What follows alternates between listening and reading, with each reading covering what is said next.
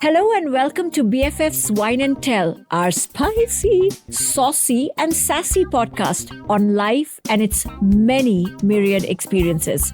Told through the eyes of two besties who have probably seen it all. Love, heartbreak, Success, failure. loneliness, companionship, you name it. We talk life, but we make it light. So come along with us on this journey. You will laugh, You may wipe a tear or two. but you'll most definitely say, Oh man, I can totes relate to that. oh, by the way, what's your color of choice? Huh? Wine, I meant red or white. Bring a glass or a bottle along, babe, And grab your bestie. because the fun has just begun. So like, subscribe, and share with your besties. Cheers! Hello and a very, very warm welcome to yet another episode of our spicy, saucy, and sassy podcast that we call BFF's Wine and Tell.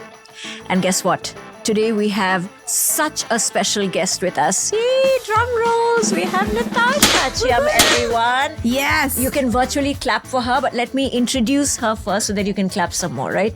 So Natasha is the founder of the very famous, if you live in Singapore or even outside in Asia, you will know the ice cream and cookie company. She, as we like to think of her, she's the dessert disruptor. Like, she's causing disruption there. She's a low-key genius with a spoon, and we'll share more with you why later.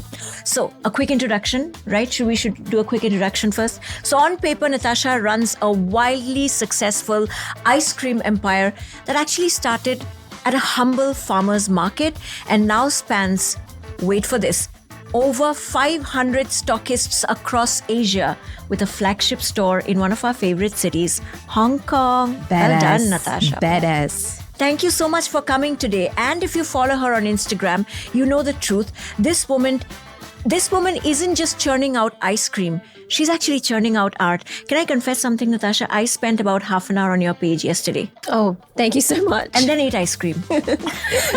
That's good inspiration. Yeah, I literally was like, oh my God, look at that. And I do have a question about a certain flavor, but we'll Okay. come to that. And with hacks you didn't know you needed and flavor pairings that deserve a standing ovation, Natasha has turned dessert into a full-blown creative expression. Who knew, right? All the while running a company, raising a family, and keeping it really classy. Woo! That's amazing. And another fun fact about her, she's a trained lawyer turned entrepreneur.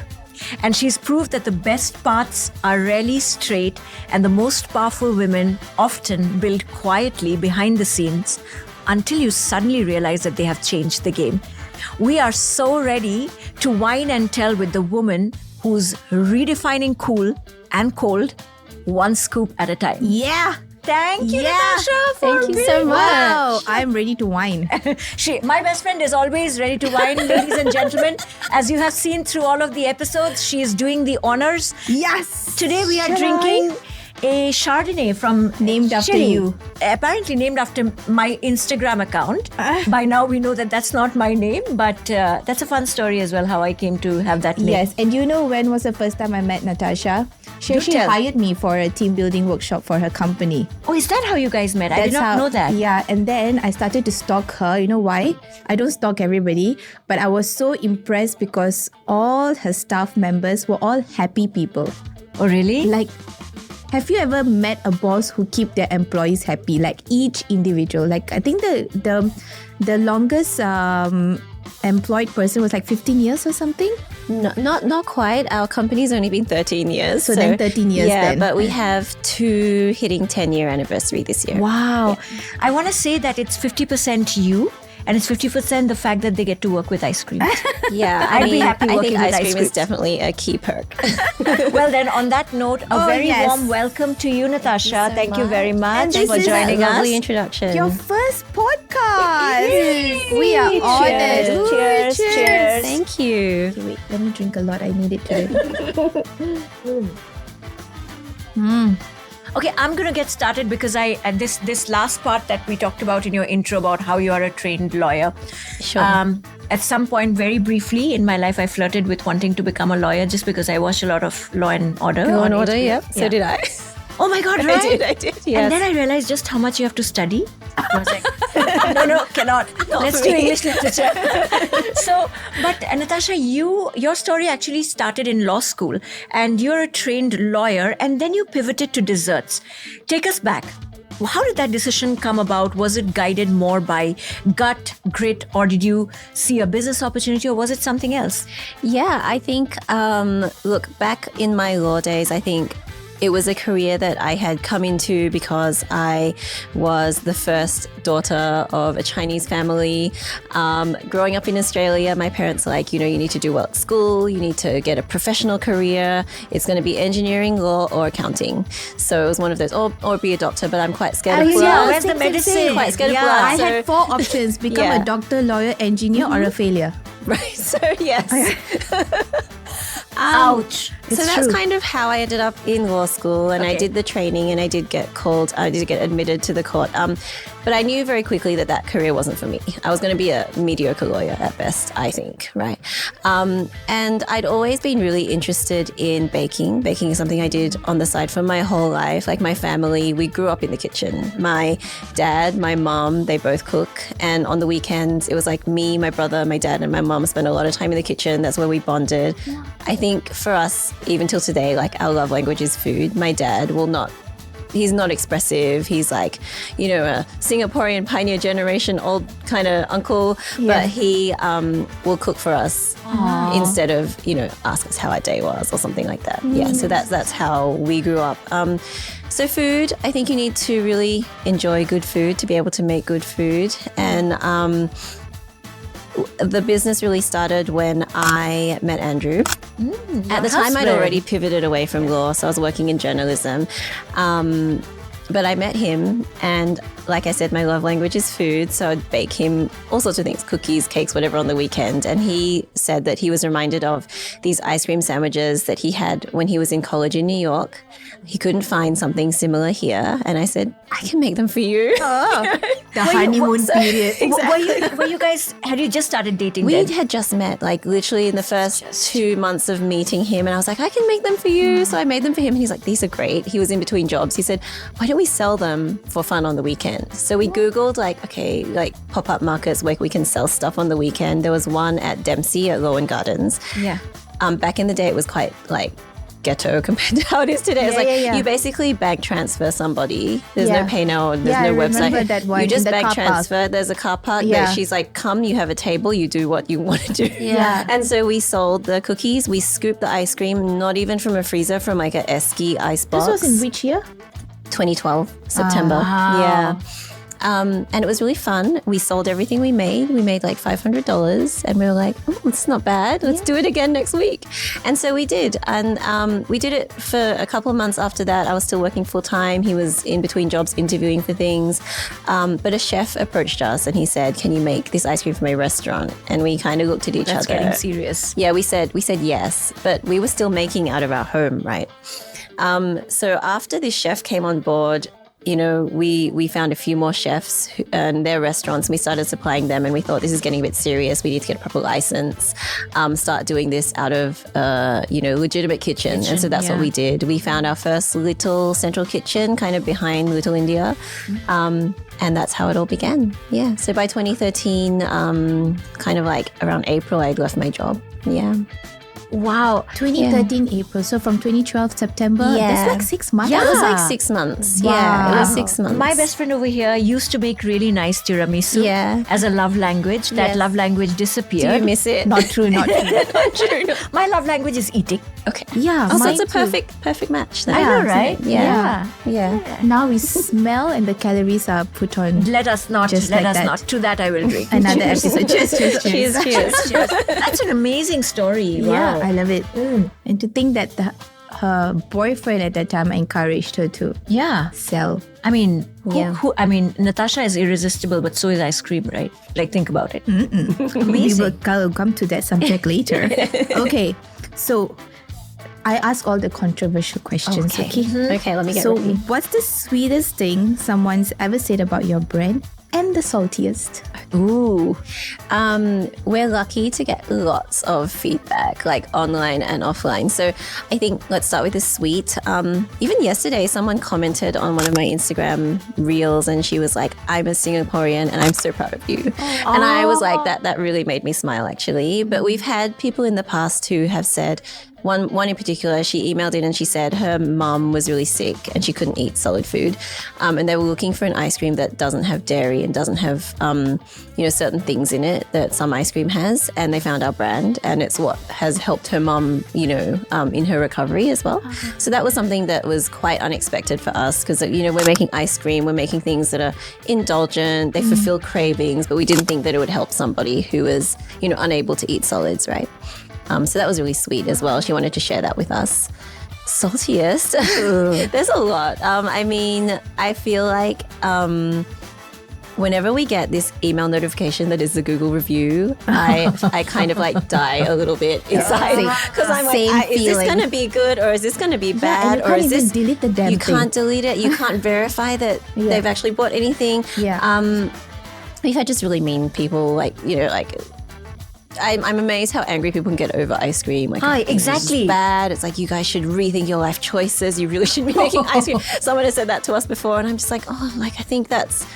For me, I used to get very, very upset. Yeah. I think now I'm just like, I think it's more of a reflection of what they're going through in their life to take it out on an ice cream. Yeah. Poor ice cream. So sad. What did the poor ice cream do to you, right? Not to say we don't listen to feedback, because if we're getting a lot of feedback where, lots of people are saying, it's too sweet, or this flavor tastes That's weird. constructive, Okay, definitely we listen and we invite that, actually. But if it's kind of one-off, like personal insults, like you guys are just a bad company, like I don't, we kind of just have to move on. Yeah. And drink wine. Yeah. To talk about these kind of negative comments, I feel online people have this nice screen to hide behind, because no one knows who you are and you're just typing Keyboard shit. warrior. So we got our first troll comment the day we put out our trailer. Okay. Till date, everything is positive. Yeah. And then we put out our trailer and some nameless person, faceless person says cringe. So my immediate, I actually am quite bad with dealing with trolls, because LinkedIn is a very safe space, and that's where I do a lot of my content. No one tells you anything on your face. But Instagram is like where war is raged, right? So I deleted the comment. Worse. Yeah, no, even worse. So I told her, I said, delete. And then what delete and block. and you know what my husband said? Yeah. So you should have asked me. You know what the response should have been? Wait for the first episode, you'll be fine. He said, you should always deal with it tactfully. I said, can you come on board as our community manager? PR. That was such a nice way to deal with it, because he's helping with our engagement. He's curbing a unnecessarily negative comment. It is, but I get where you come from, because you have put so much hard work into this thing behind the scenes, and then somebody sees a 10-second video and they have opinions and they want to share their negative opinions. And I've spoken to people who are, big influencers or even celebrities, and how one little comment can really pull you down, and you need 100 good comments to make up for that one bad comment. But I feel you shouldn't even engage in it. You shouldn't. And it is you can delete it if you want to. It's up to you, right? So, That's true. Yeah. That's true. Yeah. I want to ask you, you have built to your fan yesterday who said she's so proud of you. You have actually built one of Singapore's most beloved dessert brands, right? So looking back, was there a moment which made you go, oh my God, this is it, it's working? Do you remember that aha moment? I think there have been so many little micro moments along our journey, because it's been a 12 coming 13-year journey. Wow. So there hasn't been one aha we finally made it. I still feel like we haven't made it. I feel like this is still the beginning for us. But there's been so many nice little micro moments. I remember that first little kitchen I talked about behind Little India. The rent was $1,200 or something. And I remember the first month we were able to make rent. And then subsequent months it was in the first 2 days we were able to cover rent. And so then you feel like, okay, there's something here. Then I'm going to be able to pay myself soon. I'm going to be able to hire someone soon. And so it's those little micro moments that then help you as you go on, because it's not just one moment where it's or at least not for me, it wasn't like a light switch where it was like, this is off and this is now on. It's really been the culmination of many, many small things. Yeah. What a nice feeling to have. I know, also. right? Like, just I'm sure there would have been many moments where you would have felt that, oh no, what's happening? Were there those as well? Oh yeah, every day. Every day, right?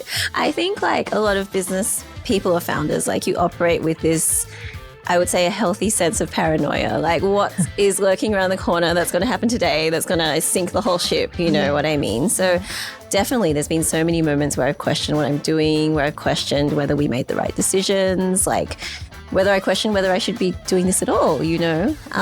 So many moments. Do not deprive us of the ice cream. I want to tell a quick story. My best friend here runs this amazing community for women, introverted business women. It's called Tinted. And I had just moved back to Singapore after a short stint back in India, right? And I'm framing paintings in Little India in the sweltering heat. And I get a call that lasts over 20 minutes where I have to convince her not to shut that community down because it's quote unquote not working. Right. Fast forward 3 years later, that community is bustling. It's one of the best things, if you ask me, to happen to a lot of women who found support, entrepreneurship, resources, everything. Yeah. I think she had one of those moments there. I think something must have ticked her off. Yep. But it's a scary ass moment. It is. It's like how I feel like quitting. Yeah. I'm kidding. Moving on. You have more grit and determination than me, for sure. Well, this question, I feel is quite personal to me because I have two kids, a boy and a girl.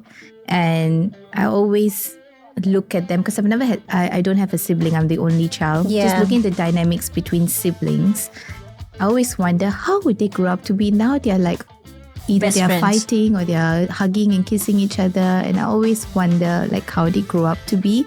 On that note, between you and your brother, both of you occupy very public yet very different spaces. What's it like watching each other thrive in your own lanes? And do you give each other feedback, or is it more of a silent, I see you? Just before Natasha answers, for our lovely viewers and listeners, Natasha's brother, do you want to tell our viewers who he is? Sure. Very handsome His name also. is Desmond I wanted you Chiam. to see it. Because the husbands are watching. He is very handsome. Yeah, his name is Desmond Chiam. He is an actor. He's based in LA, and he's been in lots of interesting shows across streaming platforms as well as movies. So please look him up. We did. You can tag him Already. Yeah, I mean, we are in totally different spaces, but I feel like there's a lot of parallels on our journey. I mean, the hugest commonality we have is there's so much rejection in the paths we've chosen. Like for him, he's an actor, and you go to auditions and it's like you get 1,000 no's before you get the one yes. And I feel like in business, it's the same thing. 1,000 doors shut and one will open, and it will make your journey, Amen.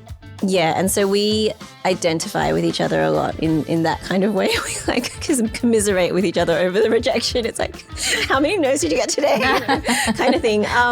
So that's been really nice. But I think we don't really give each other feedback in that way, because also our careers are so different that it's like I'm not going to movie critic his work, or he's not going to food critic my food either. It's really like, yeah, like you said, it's like a quiet kind of I see you, I'm here for you, and we're very close even though we live so far apart. And You he's used to fight a lot? I'd say the we were older one pretty anyway? harmonious. I'm the older one. Okay. Usually the older sister give in a lot. I think the younger like brother. What choice it's do we very have? different being an older sister versus older brother. The dynamics. Yeah. I have it's an older true. son and a younger daughter, and Yeah, it's much tell more me. combative. Yeah, same.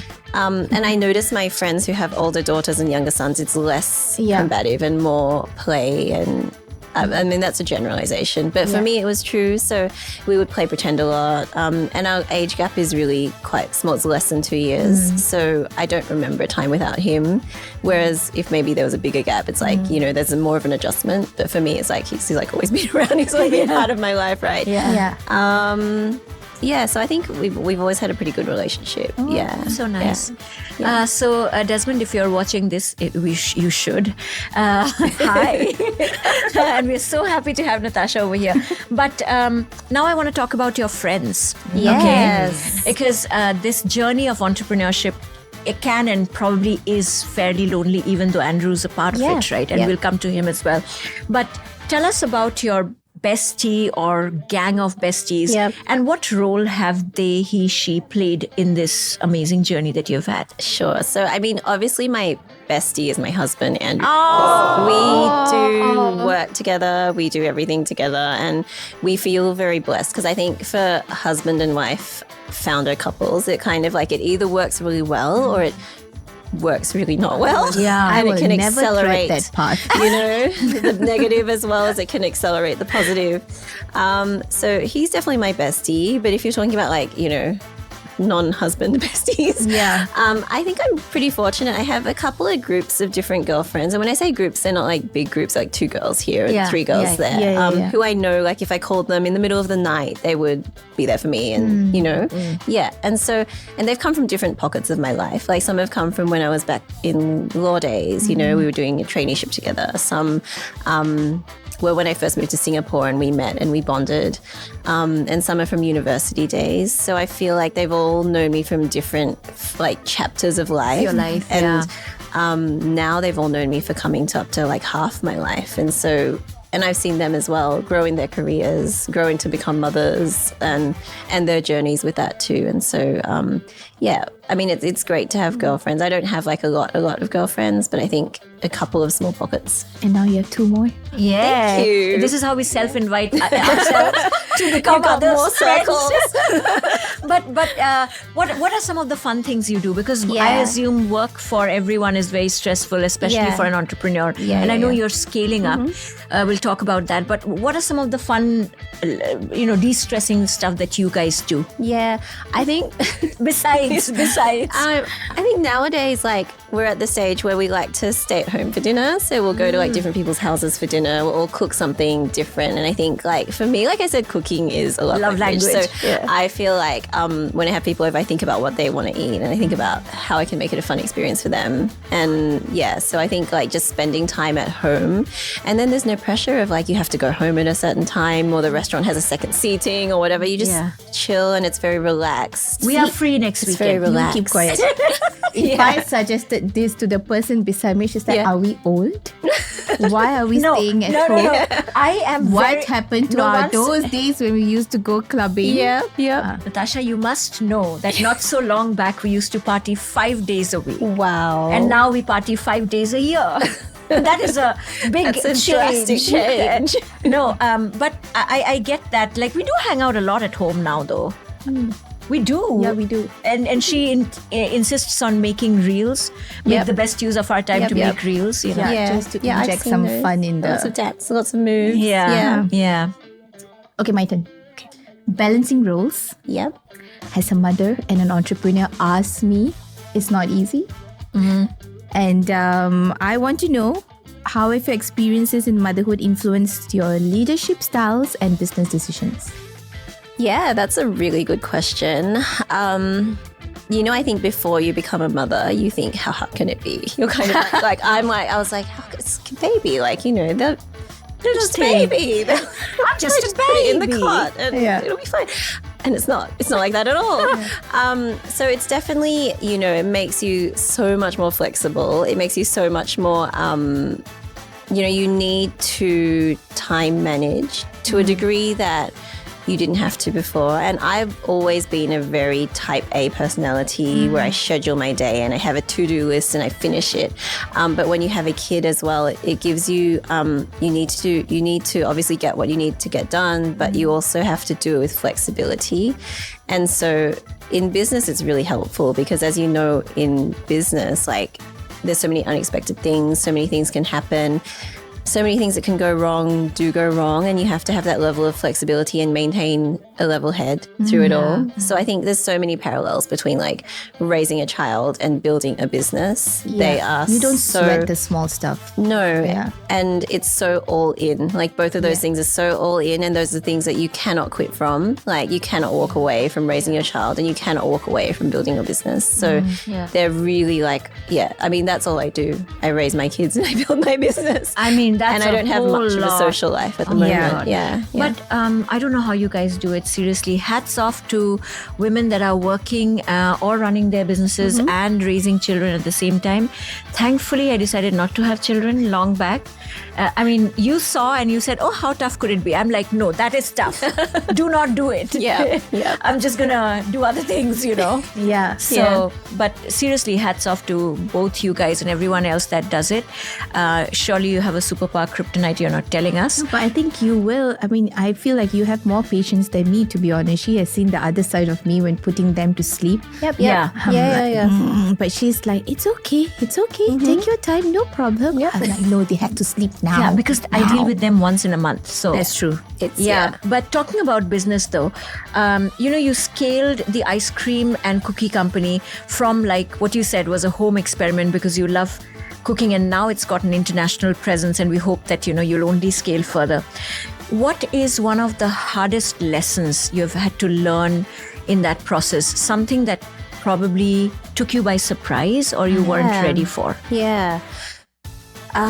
This is a good question too, because there's been so many lessons like throughout the business journey. I think for me, and this has only been something that I have realized, I would say relatively recently in my business journey, is the need to just surrender. So, and that's something that was quite unexpected. As I said, type A person, I like things under control. I like things really organized. I like to have a plan, and I don't like things to deviate too far from that plan. But in the 12 years of running the business, I have been through so many ups and downs, and unexpected curveballs have come my way. And if you allow yourself to be rocked by those waves to a point where you're just like, you're hanging in there and you're getting so upset by it, you can't make good decisions when you're going through a hard time. And so I've come now to just surrender myself to the chaos, or to whatever happens, or to whatever, macro factors are affecting us, or to, whatever happens, and be okay with it and know that it's not permanent. And that gives you that grounding in that moment to then make decisions to chart your way out of that. How did you get to that stage? How did you get to that stage? I think just going through a lot of pain, to be honest. Yeah. And realizing that you can't let it just, you can't make good decisions when you're not in a good frame of mind, right? So the first thing was like, okay, this is tough and this is really hard. I think many business people will go through times where it's like, I don't know that I'll make payroll next month. And then in order maybe to make payroll next month, I'll personally subsidize it sometimes, right? There's always, highs and lows in your business. And it really affects you to that degree, and you have that level of responsibility to do the right thing for your company and make sure that things are running. And so when you're faced with, it could be the end of the line, for example, like you have to just figure out how to be okay with that and make decisions to move on from that and not let it just be the end, because I will never give up. I will always keep on fighting. And that has, I think, in large part made us get to where we are today. Yeah. I love that. You're so type A. But the surrender is so hard. And also surrender, that children taught me that too. Because they're like, you're like, you want to sleep at, have a nice noontime nap, and then we can go for afternoon tea, and the baby just won't sleep. Yeah. And then you're like, my afternoon tea is not on anymore. And then you're like, this is not fair. Yeah. But you just have to surrender to it, and then, take them with you. Is that or how do you whatever it speak is. to your children in that tone? No. I feel like I could take a camera into both of your houses and do like a BTS. So nice and polished on the surface, and then yelling at the kids behind the scenes. Yeah. But and then my baby voice when they're so cute, right? Yeah. Yeah. My little one is 4, so she's still a bit of a Still cute. baby. Yeah. Aw, Yeah. that's so sweet. So what's the voice you use when you have to use it? It's like, baby. That's it? Baby. Yeah, no, when you're angry. I mean, that's the angry voice. I won't do my angry voice here. I she don't will want readily that. do it. I don't But want you- that recorded for like immortality. Let's not do that. But I love what you said about surrender. I read today actually on the greatest university of all times called Instagram that when you surrender, that's when the universe rushes in to help you. Okay. And that's beautiful because surrendering is not weak. Yeah. It's knowing that you have done what you could Yeah. and now you need some form of higher level intervention. Yeah. Ooh, goosebumps. Yeah, Same for forgiveness, actually. Totally. I forgive very easily because otherwise, if I don't, I get a headache. You hold it in here, right? No, And it I'm doesn't just feel good, right? No, my sister said to me the other day, "How do you forgive so easily?" Yeah. I said, because A, that person is not worth my time and my mind space, and B, because I get a bloody headache. Yeah. And if it starts, it lasts 8 days. She knows. So you know what? I'll forgive, but I'll not forget. So easiest way for me. Yeah. Wow. Speaking of, let's continue the hello that I'm seeing above your head right now. As a mother and entrepreneur, what part of your life feels the most sacred right now? The part you don't always share publicly but deeply value. Okay, I would say it is just snuggles with the kids. Like, I still co-sleep with my youngest. Husband, are you listening? People co-sleep with their children, okay? Yeah. And this was not the plan, okay? I was, like I said, I'm going to have sleep-trained babies. They're going to sleep from 7 to 7 and that's it. But here Mine I am. with an Angmo husband was very on it. Right, yeah, but here I am still co-sleeping and it's like great because that I love it. pocket before she falls asleep, we'll chat about the day, and even at 4 she can tell me things like how her day was, how she felt, like she can apologize for things that she did during that day that she feels bad about. Like, it was really interesting for me to like kind of, even yesterday she did that, so that's a very precious time.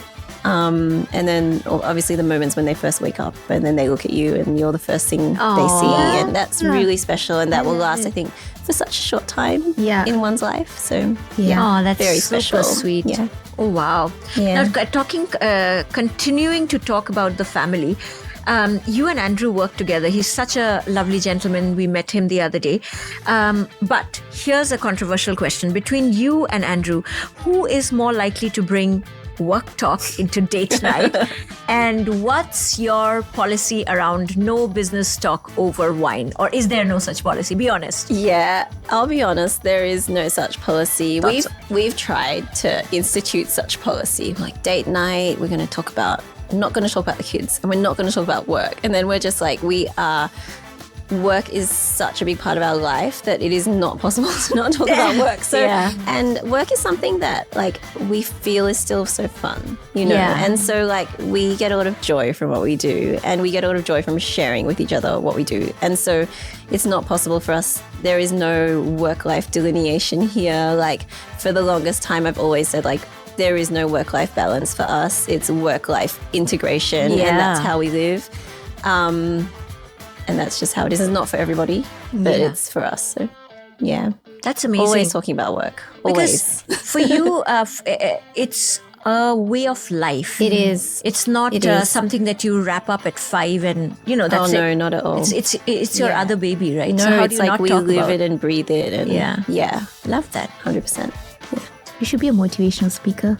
You speak so well. Maybe starting today. Yeah. If you're listening, if you want to book her, We go launched through her. us. Also, we Go launched through her us. first. Yeah. That's That's it. Correct. Go through us. We are her agents. What's one thing about your journey that people never ask but you wish they did? People ask a lot, actually. People ask me all Like the how time. we are doing right now? They ask me like, you know, like my kids, my family, the flavors, what we do every day. They ask me like they cover all bases. But I think the thing that maybe I like talking about the most would be the community part of our work, because I think that is something people miss. They're like they think about ice cream as flavors, dessert, like creations and creativity, but actually behind this all, we're trying to build a community, and we connect through ice cream. But we're doing like, for example, this year we started doing a lot of events, offline events, because I think that as we scale digitally, as humanity scales digitally, there's AI, there's everything, and that's going to happen, and it's going to happen exponentially. But these offline experiences are just going to be so valuable and so precious. And so like, you know, we've done Energizer classes with like a fitness studio for International Women's Day. We did like kids ice cream workshops for Easter. We're doing something with like bee conservation this month. And so these are interesting things you can do around Singapore that people often don't know about or might overlook. But as a local company, we want to bring forward these truly authentic local experiences to our audience, and then we can all connect there offline and enjoy some ice cream on the side. That's amazing, no? I Yeah. know why I love her. Yeah. Community. Yeah. Yeah. The both of you actually are really good at building communities. What you said, Natasha, about offline human experiences, actually Yeah. with AI, today after what Google did recently with their I.O. launch, mind-blowing stuff. Human experience and offline experiences are what are going to become the premium. We will actually pay more I think to just so. sit across the table like think this so. For some human connection. for some Yeah. human connection. And they've been doing it in Japan for a long time already. You can hire a best friend for a day. you know. Or a mom. Yeah, and so I feel like, We're you know, best friends for hire, right? Yeah. yeah, that's your next business venture. Noted. Yeah. Putting it down. Yeah, I feel like life is going to go in that direction. Yeah. Yeah, I somehow feel that it's so Yeah. nice to just sit across and chat like this versus just It like let is. the machines do things for us. Okay, can I say something here? Yeah. The ice cream has been there for quite some Oh time. yes. Yes, it yes, has. yes. And, Okay, I want to me make check on the announcement that we today, you heard it and you saw it here first. We are trying a bold new scientific experiment. We are the taste testers. We are the taste testers, and we will be now experimenting with something called the ice cream wine, or the wine ice cream, or the wine floaty. I don't know. We'll come up with a name for it. Yeah, we will. Okay. So, what flavor do we have today? So we have yuzu today, which is a sorbet actually. So I brought something that's a bit lighter. And it's plant-based. It is plant-based. Oh yeah. Yeah, and it's one of our Asian flavors, so it does very well. This All right, flavor. I'm going to Okay, grab yeah. the spoons. Okay. Okay, I hope the winemaker doesn't take offense. But Well- here we go. Ooh, look at that. Look at that. Look at the Okay. finesse. Look at that finesse. Ooh la la. So what do you suggest? We have to pour more wine or what? I think so, right? A little bit I think more. so. Just a little bit more. Thank you. Look There at we this. go. Look at how beautifully the yuzu is going in. I have no words. I'm speechless. Very little. Thank you. But that's it. Well, it's just all about having a bit of fun, isn't it? Yeah. Like, Guys, you saw it here first. And Natasha's Instagram reels are so entertaining. oh, thank you. I That's try what my I said. best. I try my literally best. was spending so much time yesterday on your Instagram. How Oh, did you thank come up with you. that idea, by the way? Of like making ice cream on Like all this creative. Okay, well, I just thought like I'm constantly thinking about our customer. Like that is one part of the business that is so important. If no customers, no business, right? So I think about like what they need, what they might want to see, what might be useful to them. Useful to them. So Cheers. Sorry, Thank I'm you really, for like, digging into it. look at her. She's like priorities. Yeah. Okay, let's try this. Oh my God! First Wow, off, the the yuzu. smell is divine. I, as a trained sommelier, or not, can tell you that it's so nice. Is there like Perfect pairing, huh? perfect pairing? Is there like a sacred ritual that you and your friends have, like your girlfriends? That I know you said about cooking and going to each other's places, but is Yeah. there more like that involves wine or ice cream or both? I mean, a lot of my friends like wine. Good wine with good dinner. And if you come to my place, we actually have an ice cream freezer that's full of our ice cream. If we come to your place. Yeah, We're when free you come next to our weekend. place, Like I said, we you are can free see my next freezer. weekend. Yeah. So yeah, I think now something that helps us decompress is just going on a nice walk. Like I know this is going to sound very old person, and I used to judging. do like We listen, we don't exercise judge. class and things like that, but or like go out. But now I like a nice walk in the gardens, to be honest, like in the morning. So yeah, I just feel like it really helps just to clear your mind and reset actually. And when I'm really stressed, like it helps me calm down. Yeah. That's amazing. Yeah. What's your way of clearing your mind? I really enjoyed playing badminton with you the other day. I like spinning, so that really helps. My way of clearing my mind is actually working on my side projects. Okay. I really enjoy it. It doesn't feel Yeah. like work, and hours can go off, and I can work on the podcast, other stuff that I'm working on. Yeah. Just really And then she boring. messages me at midnight to do things. Okay. If you could give one piece of advice to aspiring entrepreneurs, especially women looking to enter the F&B industry, what would it be? I would say to really know your why, like understand why are you doing this. And I think reasons that are not good would be because you feel restless in your corporate job and you feel a bit like itchy fingers, or you feel like, maybe you want a supplementary source of income and you want to diversify your income, or you want to make money. I think there's way easier things you can do to make money, the same amount of money, right?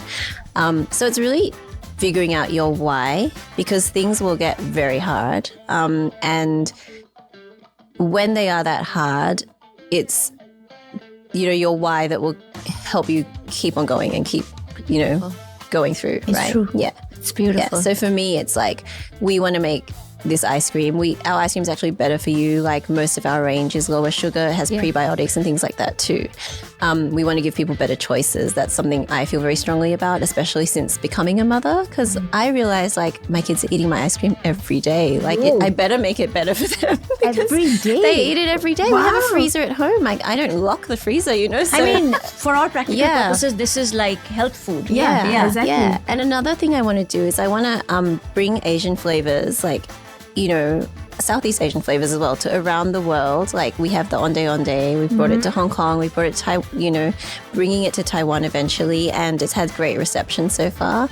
And in the past, a lot of Southeast Asian flavors are considered kind of the cheaper cousin of like North Asia, and then Asia in general is considered the cheaper things that you can get compared to Europe. But I feel like you can still make really good quality products using Asian ingredients, and I want to do that, and I want to show that. And so that's a big part of our why. Let's do it. Yeah, and so if you're wanting to start out, you need to think about really why are you doing this? Because if it's money or if it's because you're feeling bored, like think really hard before you start a business. Else you're going to run out of steam, right? Yeah, those reasons won't keep you going when things go hard. Yeah. What's next for ICC? Where do you see yourself going? Yeah, so we've recently, like last year, started expanding. We expanded to Malaysia first and then Hong Kong and then Taiwan. So we want to make sure that, we start to sell the products really well in the market, because I think it's one thing to expand and it's another thing to succeed and sustain. So we're really looking to sustain that expansion. In the future as well, we have a couple more North Asia markets, on the radar, as well as maybe more premium Southeast Asia, because as I mentioned, our product is still a premium product in terms of pricing, in terms of the quality. So we can't address, huge mass market yet, but premium sector, definitely we can. That's amazing. I have one very important last question. Yeah. It's earth-shatteringly important. Tell us about the Horlicks ice cream. Yes. I saw that question Yeah. about like Listen, I saw it on her Instagram while stalking her why yesterday. Horlicks? You like Horlicks or what? No, I want to know what was the inspiration and what's been the response. You have had Horlicks, But right? I love Horlicks. I love Horlicks too. I love it. Guys, you I like have it or you- trauma. Do you don't like it? I don't like You don't it. like it? Are you serious? Guys, why would you like Horlicks? It's so nice. I it's so love comforting. It. Yeah, and it's like, is. I used to warm. like just eat the powder. Oh, And let it melt in I just her eat mouth a Milo bit. powder too. I just Yeah, it's no, like crunchy. exactly. I used to eat. Do you guys know the white milk powder? The condensed milk. Yeah. Yeah. I can Yeah. see that. But Horlicks, why not? Now Okay, I tell know us why about the it. question. Okay, so I love those ice gem biscuits, right? Actually, I started with the ice gem biscuits because I found them in some random food court and I was like, oh, buy these. I love these. And then I'm like, it just makes sense to make them into an ice cream because we're the ice cream and cookie co. And these are the like OG Singapore cookies that I grew up eating. And my mum loves them too. So I was like, what is a good base to put these into? It has to be something a little bit nostalgic and a little bit reminds me of my childhood too. And for me, that was Horlicks. You know, I used to come back here on holidays and I have that in the morning. And then for treats, my mum would buy me those biscuits. And so I put it together and the response was like phenomenal. Oh, thank like, you. I'm with you. I'm with crazy. Like so many people are with us. you. Yeah. This one is the 1-star Google review sitting here for that. I was just curious. Yeah. People loved it. And it was so nice because we had, like, I have comments from like, you know, obviously Singapore, Malaysia, but Philippines, Indonesia, Sri Lanka, tons of people from Sri Lanka and Hong Kong. And then people are like bonding over this love for Horlicks and ice gem community. biscuits. It's so Yeah. nice. And then some people in the comments like, oh, you know what it is? It's ex-British colonies. Like, we were like, oh, maybe that's it. We are bonded, trauma bonded. Yeah. But it was just the most wholesome comment section ever, both on TikTok and Instagram. It was like, I love it. Really nice comments. Now you love it. Now And I'm you in the try it. comments. Yeah. Natasha, it has been such a pleasure having you. And really, I was just telling you that you're so eloquent, so effortlessly eloquent. Seriously, and natural. Yeah. Thank you so much. I feel like we should have you back Again. I'd love to come back. And I'll bring some food next time. Oh, yeah. bring more. More flavors. Maybe wine and Oh, snacks. especially the Horlicks. Okay. Yeah. Ladies and the fine gentlemen that are listening to us or watching us, whether on Spotify, YouTube, or wherever you get your podcasts, this was the amazing Natasha Chiam of the Ice Cream and Cookie Company that joined us today on this little podcast that we call BFFs Wine and Tell. Today's episode probably will need to be called BFFs Wine and Ice Cream and Tell. Because today we just literally did a new category creation, Natasha. So if you do launch it, you have to invite us for the launch. Okay. Or we could co-patent Also, it. Either the ways. speaking engagements. Oh, yes. Yes, any speaking engagements, number one, go through us. Yeah. Number two, if you see wine and ice cream in the market, you know where you saw it first. Yeah. Thank you for coming to our podcast, Natasha. Thank you so much for having me. Thank you. And keep watching. Keep leaving these amazing comments for us. Keep telling us what topics, which guests you would love to see. And do not forget to like, Subscribe and share. bye.